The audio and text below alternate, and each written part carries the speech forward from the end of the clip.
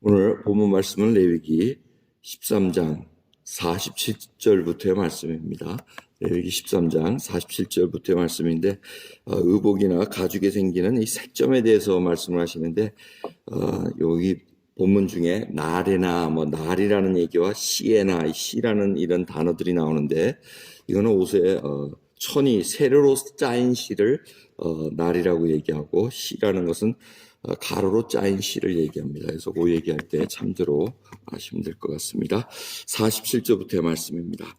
만일 의복에 문둥병 색점이 발하여 털옷에나 베옷에나 배나 털에 날에나 시에나 혹 가죽에나 무릇 가죽으로 만든 것에 있대 그 의복에나 가죽에나 그 날에나 시에나 무릇 가죽으로 만든 것에 병색이 푸르거나 붉으면 이는 문둥병의 색점이라 제사장에게 보일 것이요 제사장은 그 색점을 살피고 그것을 7일 동안 간직하였다가 7일 만에 그 색점을 살필지니 그 색점이 그 의복의 날에나 시에나 가죽에나 가죽으로 만든 것에 퍼졌으면 이는 악성 문둥병이라 그것이 부정하니 그는 그 색점이 있는 의복이나 털이나 배의 날에나 시나 무릇 가죽으로 만든 것을 불사를지니 이는 악성 문둥병인즉 그것을 불사를지니라.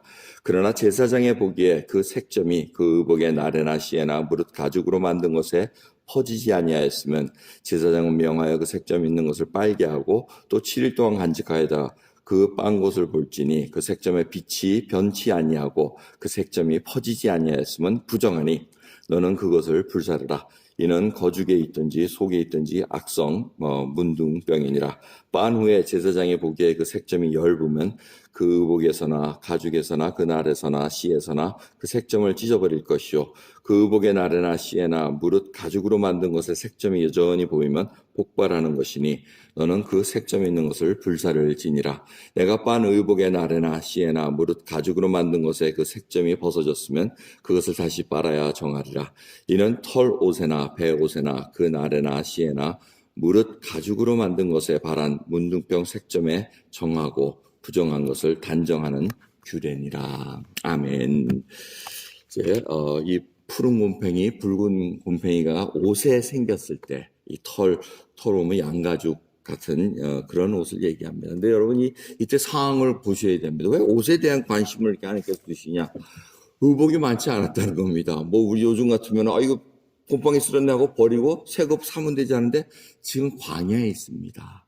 그리고 이 옷이 버리게 되고 태우게 되면 이 사람은 지금 벗고 살아야 될 그런 형편이라는 걸 우리가 이해를 하고 살아야 됩니다. 그러면서 이 주님께서 이 백성들에게 약속한 그리고 돌아보게 한 얘기가 있지 않습니까? 너희가 40년 동안 돌아봐라.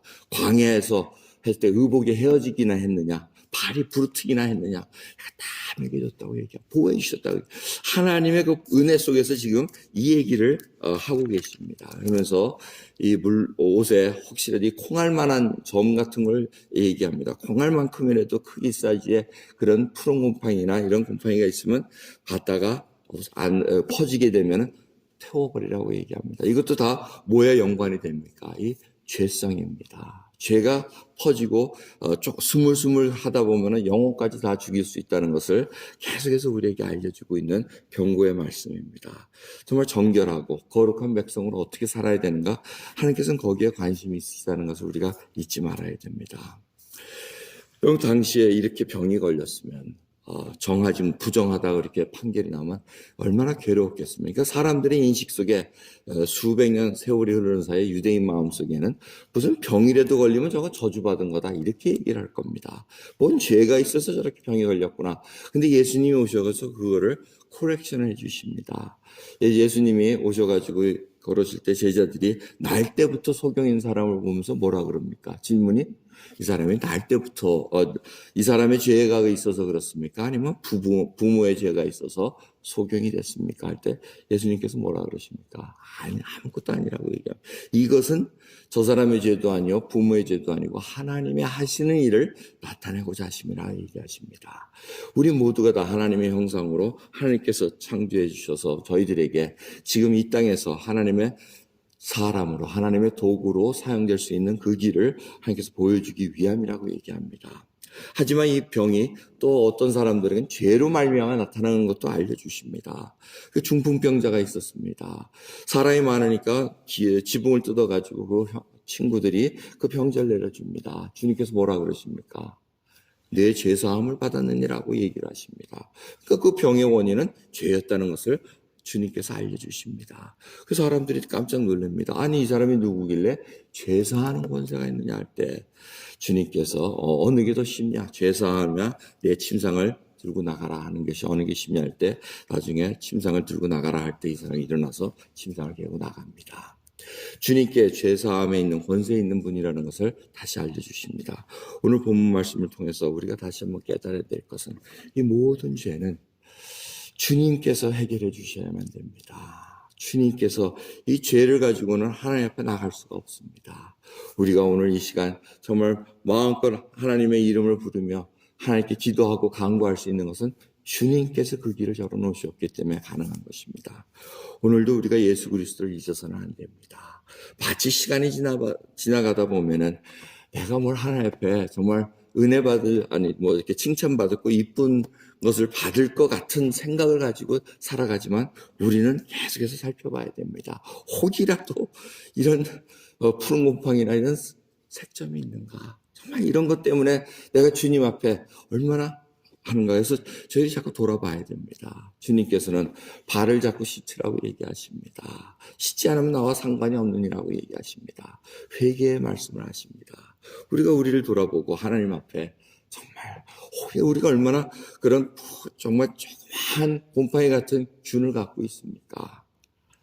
말 한마디, 생각 하나, 정말 불시에 불신하는 것이 시기하는 거, 탐욕하는 거, 불평하는 거, 하나하나가 다 사실은 이 콩알만한 그런 씨앗에서 나타나기 시작합니다. 하나님께서 그걸 점점 커지면 빨리 태워버려, 없애버리라고 얘기합니다. 커지게 하지 말라고 얘기합니다. 오늘 저녁 때 배울 호세아의 말씀도 바로 거기에 있습니다.